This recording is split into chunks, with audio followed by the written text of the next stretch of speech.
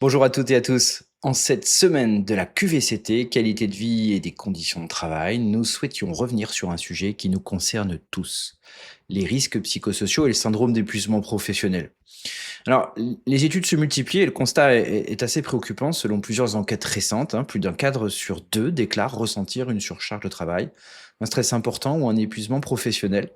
La situation est encore plus marquée chez les managers, souvent pris évidemment entre les objectifs de l'entreprise, les attentes de leurs équipes et des moyens parfois insuffisants, il faut le dire. Ces chiffres ne sont pas seulement des statistiques, ils traduisent une réalité que beaucoup d'entre nous rencontrent sur le terrain. Fatigue chronique, troubles du sommeil, difficultés de concentration, irritabilité, perte de motivation ou encore sentiment de ne plus parvenir à faire face, tout simplement. À la CFE-CGC, on constate depuis plusieurs années une montée de ces situations. Les transformations du travail, les réorganisations permanentes, les difficultés de recrutement ou encore la recherche constante de performance augmentent les risques d'épuisement professionnel. Et face à cette réalité, il est essentiel d'agir et d'agir avant que les situations ne deviennent critiques.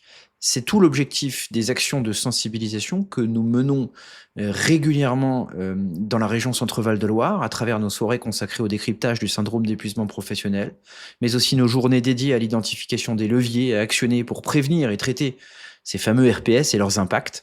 On propose aux adhérents, aux élus et parfois même aux salariés les clés pour comprendre les mécanismes du burn-out, identifier les signaux d'alerte et mieux appréhender les facteurs de risque présents dans les organisations de travail.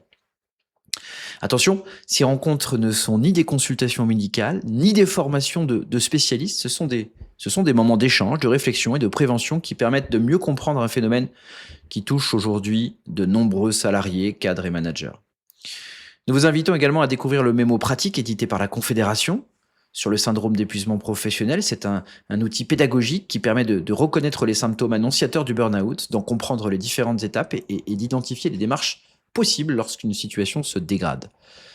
Parce qu'en matière de santé au travail, la prévention reste notre meilleure protection et parce qu'aucun salarié ne devrait avoir à sacrifier sa santé pour exercer son métier. C'était Hey, on en parle. À très vite.